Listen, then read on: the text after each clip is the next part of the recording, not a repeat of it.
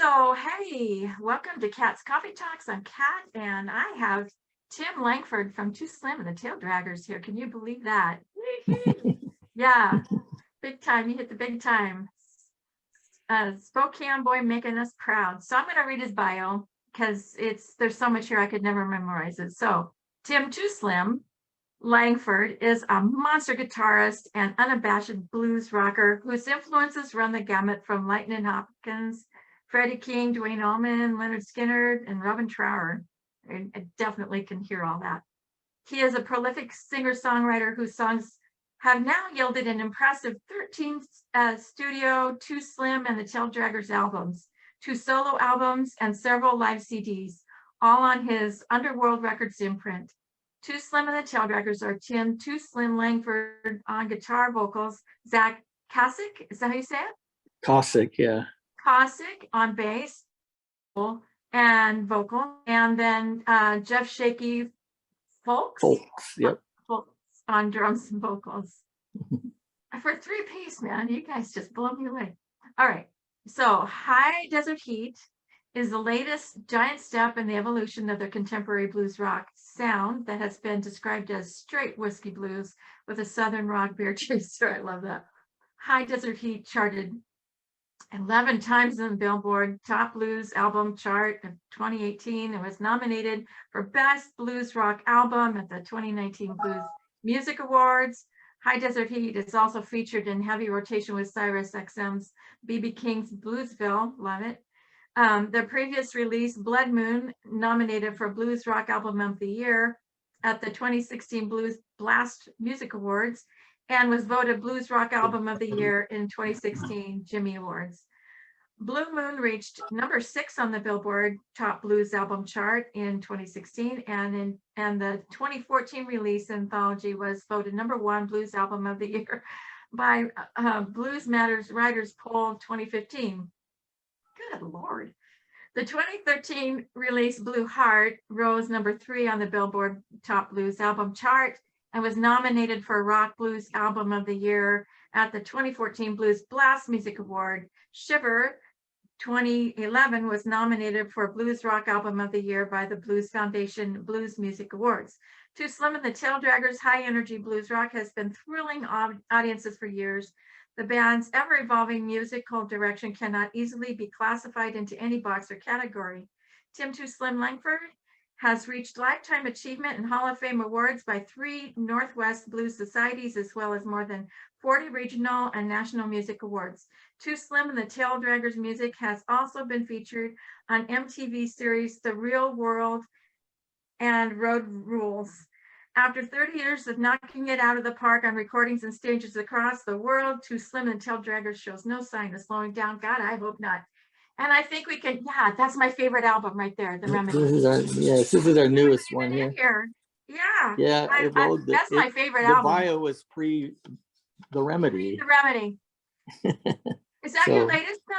Yeah, this one came out July of 2020, which we weren't obviously able to tour on it yet, but but it's not in the bio because there must be the pre-Remedy bio. Yeah, this one, well, I want to take a nap after reading all of that. Good Lord. So yeah, I just thought the sexy groove on Devil's Hostage just got me. It's just, I love that. And Sure Shot and Platinum Junkie, is there a banjo on there? Was there a banjo? Yeah, there is, yeah. That's our bass player, Zach. Okay. Actually, his first instrument was banjo. Oh, okay. So he learned how to play. You also had a harp player, a mouth harp player. Do you play mouth harp? Who plays? Well, we had 3 on the Remedy, 3 different ones. They're guest artists. Jason Ricci, who is very well known in the blues community. He's like won Blues Music Awards and stuff like that. And then we had a guy named Sheldon Zero, who played on High Desert Heat, and so we brought him back, and he played on 2 songs. And then we had Richard Rosenblatt, who we call Rosie, he's from the Boston area. He's he's actually head of the Viz Tone label group and stuff, which we partner with World Records on our last That's few such a good album. I want to know, how did you get the name Too Slim? Oh man, actually came, if I remember right, it was in my old band. Do you remember the Studebakers? Yes. Because Yes. Mike used to book Studebaker gigs. I remember the promo and everything. Yeah. Yeah. So, anyways, the singer in that band, he started calling me Too Slim because I had wear a cowboy hat because I was playing in a country band too. When I started the Studebakers, called the Hombres, and so I just started wearing a cowboy hat to be different. But so he started calling me Too Slim because he said I reminded him of one of the guys in Riders in the Sky. Remember that? There's a guy named Too Slim and Riders in the Sky. I think he's the bass player. So, which is a funny story. Like actually, somehow I wrote the guy Too Slim, like a letter or something. Tell him that that's how I got my name was after him, and he had a really funny response. He goes, "Oh, the son I never wanted." I think that's all he said. Well, that's funny. And what about the Taildraggers part? Who came up with that? That was named after Howlin' Wolf tune. There's a song called "I'm a Tail Dragger," and it's kind of like the Tail Draggers wipes his tracks. He's like the backdoor man. Oh, okay. So, awesome. But yeah, I think it was Gary Yeoman who suggested that we call it the Taildraggers. We were all sitting around at my bass player Tom Grimm's house at the time, and we're trying to think of a name. And he goes, "How about the Taildraggers?" And yeah, that's a good one. And they're like, "Well, you should call it Too Slim in the Taildraggers." I'm like, nah, man, I don't want to do that. Yeah, but they talked me into it. No, I like it. Stuck with the moniker. Well, it's working for you. It's working for you. So congratulations, by the way. I mean, I just sit back here, and I watch you on Facebook, and you're posting your Billboard chart thing going up. I'm like, oh, that's so exciting. It's so exciting. So how does that influence your songwriting when those kind of accolades start flowing in? What does that do to your head? Then I just follow a formula and try. No. Oh yeah, right. Well, that's what they would say. That's what blues is, right? It's just three chords and three guys. No, I'm kidding. I don't know. I don't really, I don't think much about it when I'm writing songs. So I just, songs just kind of happen, I guess. Get a little idea, whether it be a lyrical idea or a phrase or a riff or something like that, and just kind of it just starts getting the wheels turning, how how it's gonna go. But yeah, so but bass player Zach wrote I think 5 of the songs on here, or 4 or 5. Yeah, he's amazing. So he's a good songwriter too. So yeah, I just like I like his material. I thought it was copacetic with my groove. So absolutely. Plus, so do you use technology at all to store your stuff, or do you use a notepad, or what? Oh, how no. do you no, I use technology now. I mean, I used to just scribble down little notes and bring a notepad. Now I do it all on my phone. I'll record if I'm goofing around on the guitar or something, and I play something that I think a hook or something, then I just hit the record button and I kind of backlog them, and then I refer back when I'm ready to do it. I've become more of a procrastinator the older I get about writing. Oh, you're not very old there, buddy. Well, Like when did you move to Nashville? What year was in that? 2012. Okay, We were living in Seattle before that. right. And so, and then now we're in Boise or Eagle, Idaho. So Okay, yeah, that we moved back here in 2017. okay. So So your wife, Nancy, she's your manager? yes. Yeah, she's extraordinary. She's a visual artist as well. Oh yeah, she's an oil painter. So, Yes, I and know. she's got all kinds of artistic skills. She did a lot of my album cover for me, Right. and but yeah, she's a great um, oil painter. And Yeah, I've seen her stuff online. I might throw some in. I do at the end. I like to throw in like imagery and stuff. So I'll throw in some imagery of you and your band and maybe put in a picture or two of you and Nancy and sure. some of her paintings. But that's my number one gig is a painter. So I was, curious about her Oh, work. And so I checked it out and right. she's really something. And I love her use of color and form. It's really great. Yeah, she studied with. Do you know Toller Cranston? Do you know? Yes. That's who she Yeah. Yeah. studied with. Yeah, I think So read that in her bio on her yeah, website. Yeah, that's yeah, so cool. Well, you can see the influence. So, let's talk about your first guitar. How old were you when you got your first guitar? probably 14, maybe. Uh-huh. I What kind think. of guitar was it? Well, the first guitar I borrowed from a friend. Actually, it was an acoustic guitar, Uh-huh. and it was a horrible guitar. But I was bound and determined to learn how to play it. So, so the first guitar I got was it was just like an old Japanese, guitar I bought for Uh-huh. $75 with a Sure. silver tone amp, on Yes. after saving up money from mowing lawns and stuff like that. Good for you. And then my first real, guitar I would say was my mom aunt died and she got a little inheritance and she bought me a guitar at Hoffman's.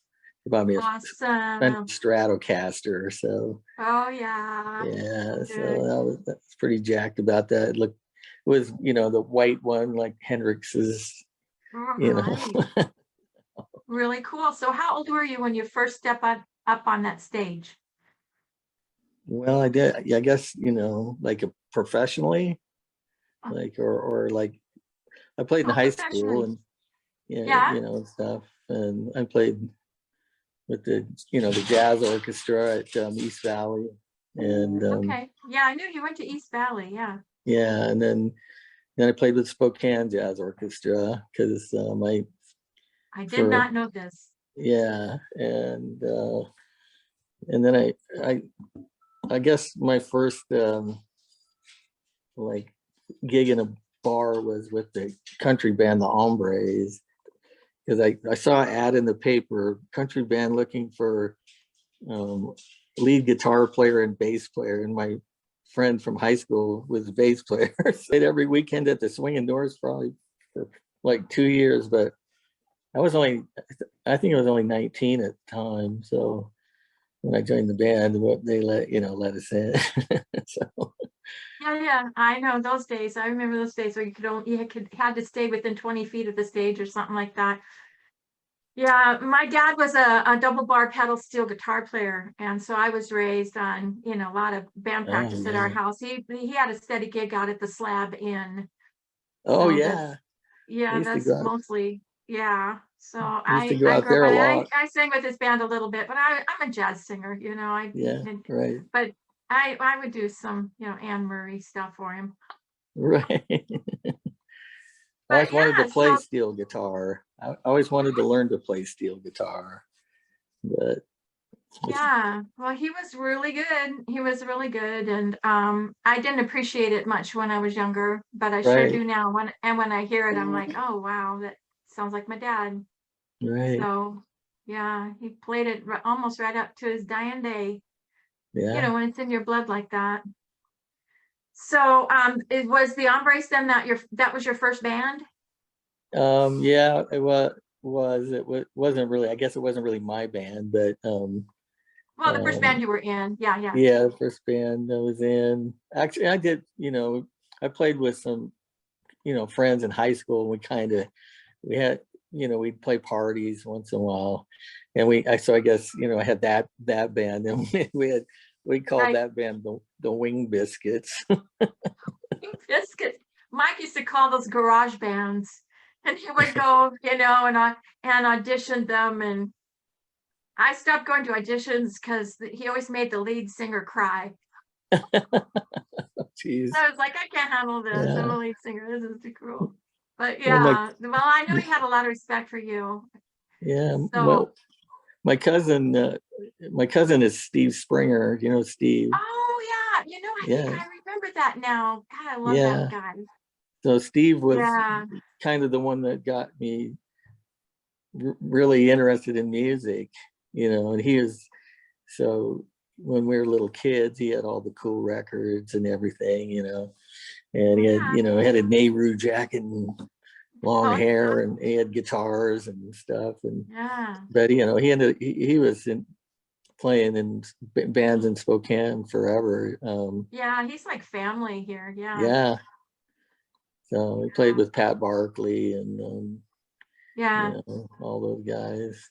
So he had long, I've played with Pat Barkley a few times. yeah. He'll still come sit with me, and I'll go sit in with him. Phenomenal musician. Oh, So he's great. yeah, he is. Really, Yeah. really is.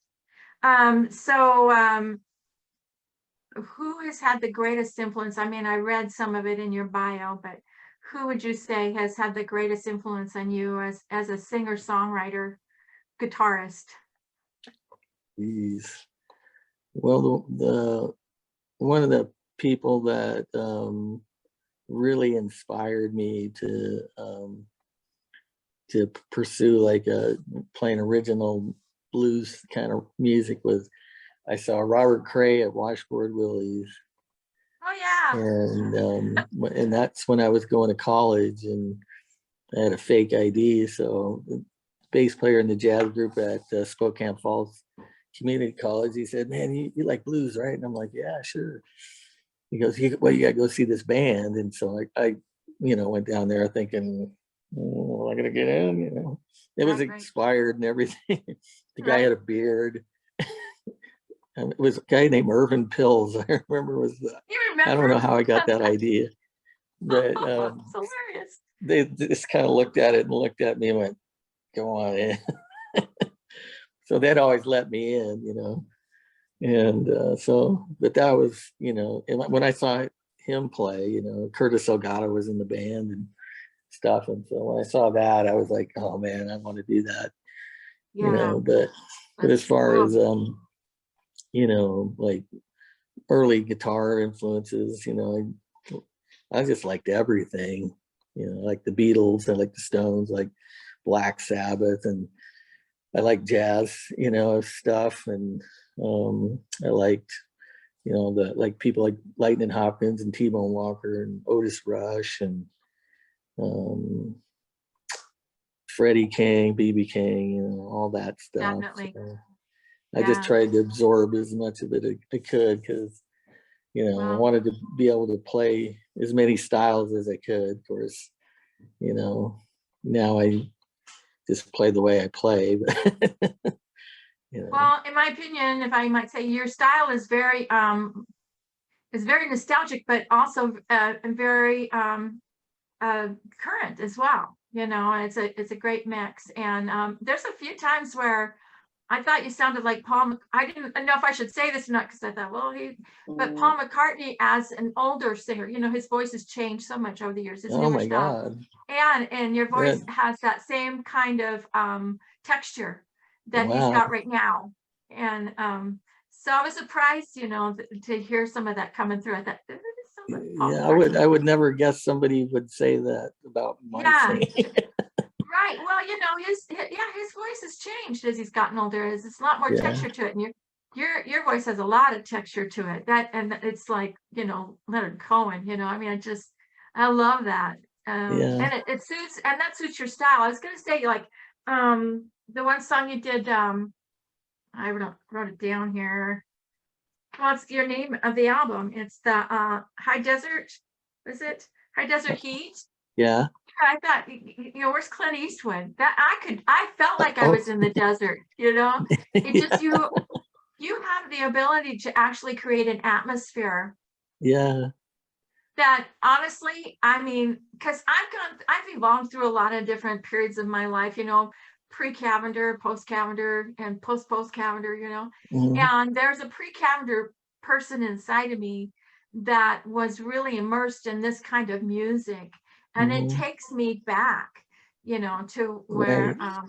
when I was a Shane, and I was Yeah. going to parties and hanging out and, Right. doing all kinds of stuff, and so it was like a trip, Yeah. so, Yeah. yeah, Well, cool. I always liked instrumental music, guitar players like Link Ray and that whole the Ventures and all that kind of stuff. So I'd always try to do one instrumental tune on all my albums, and in which I did like a jazzy kind of one and stuff like that.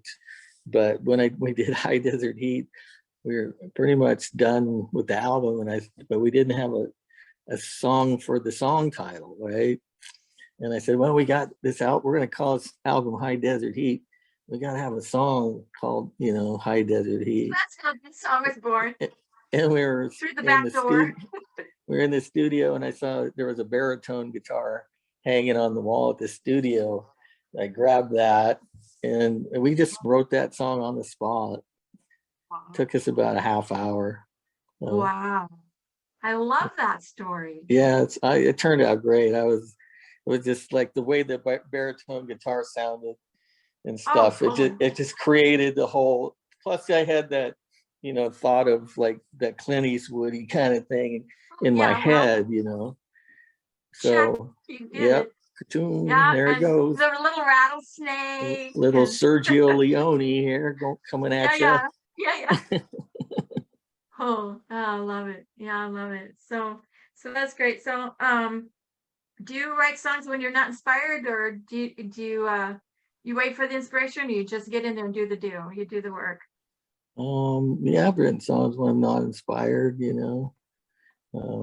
Sometimes they come easy, sometimes they don't, and Yeah. sometimes it just flows right out. Other times you're like write them over and over and over again.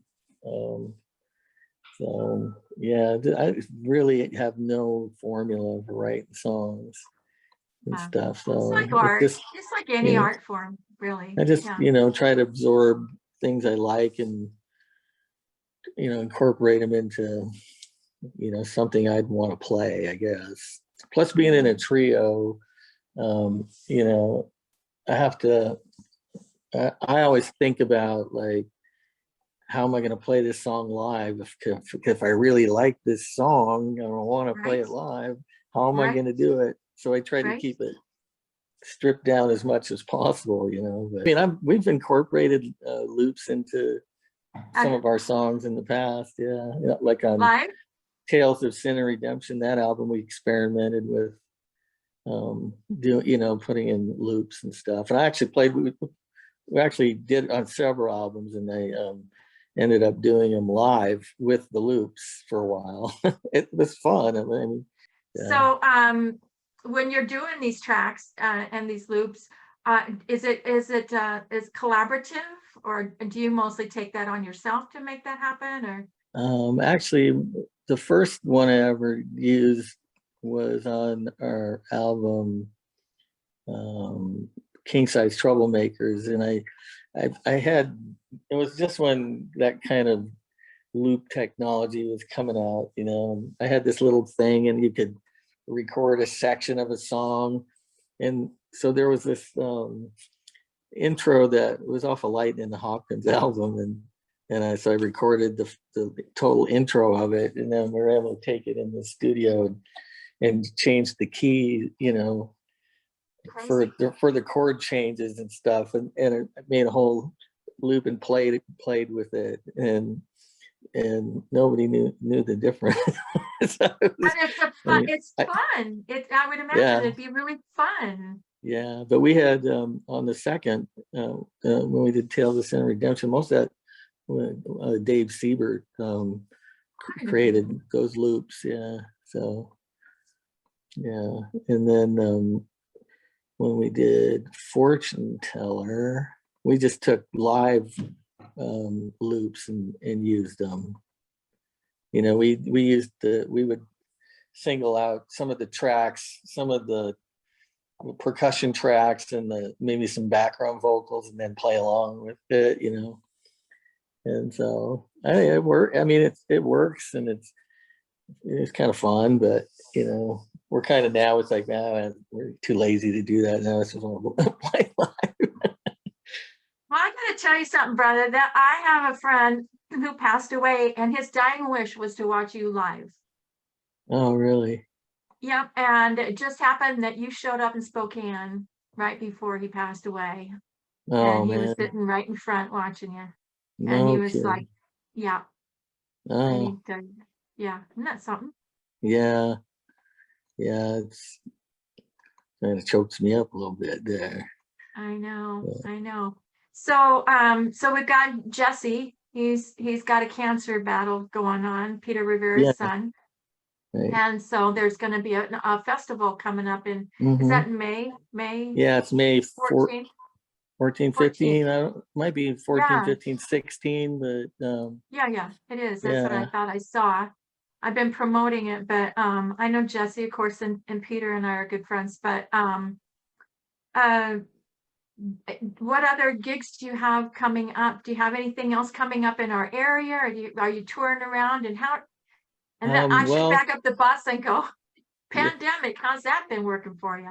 well, I'm actually playing a local gig in Boise this Saturday with I have a band I play with here when I'm in Boise. Um, just we play around town a little bit. It's called the Blues Saviors. So we have a gig on Saturday, and then Okay. I'm doing another acoustic gig on the 23rd. I think at this place called the Riverside Hotel. Huh? And well, I'm starting to get festival bookings. I probably got about 10 now so far, but they're mostly like the end of July till through November. So Right. people are holding off, but in the last couple of weeks, it's like getting offers. So I'm like, yeah, yeah, Right. it's been a Right. hard Good. year. Are you getting any in our neighborhood other than Well, the I'm hoping one for Jesse? pig out probably. I think Craig indicated that he definitely wants to try to do pig out, maybe a little more stripped down version of it. Um, as far as the music goes, but I guess it all depends on what happens in Washington State, because that's the thing. All the states have different rules, Right. so it's like hard to put anything together. Like usually, like we had last year, we had a tour set up for we were planning on promoting the Remedy all year long, and we had tours booked all across the country, and so we had all canceled, everything canceled, and so we're just twiddling our thumbs, and Right. Yeah. you know, Well, that's another reason why I'm doing these interviews, because I think it's good to have everybody say, right, here I am, I'm still here, I'm still coming around, I right, haven't like hung up my axe or anything. So I'm right, really glad to see you. Was there something yeah, else you wanted to talk about that yeah. we could, Well, I did go. I've been going down to Nashville. Actually, I just got back yesterday. And we did a couple recorded a couple live stream shows, and people can go on YouTube and watch them and stuff. But we want to do an acoustic one like that, and we want to do a video, some videos, because my bass player Zach owns a studio down there called Wild Feather Recording. So Okay. anyway, so yeah, so we got that coming up. We're hoping to play, actually got a couple parties in Spokane area booked too. I'd have to give my calendar right now to tell you when it is, Sure. but people have Well, been if you looking send on me our that website. information, I can throw it in, after Yeah, this. yeah, I'll post them on our website. But another thing I wanted to talk about was Nancy's got a sauce company called Essie South American Sauce. I saw that. Yeah, Talk about that. What is that? it's a meat marinade, or marinade for fish or meat or chicken or whatever, tofu, whatever you want to Sure. use it on. But Is it like and spicy or is there a no, variety? it's a soy based marinade. It's really Ooh, it's a very unique flavor.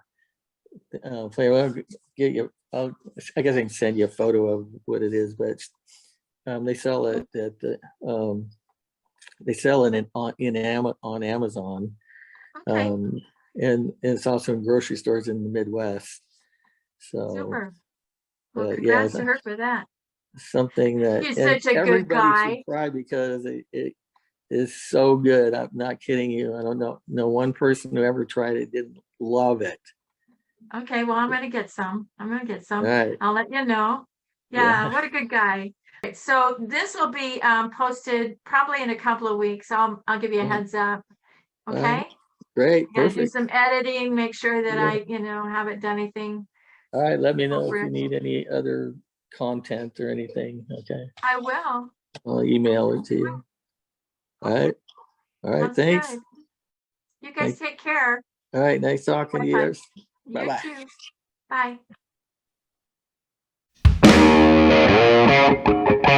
Bye.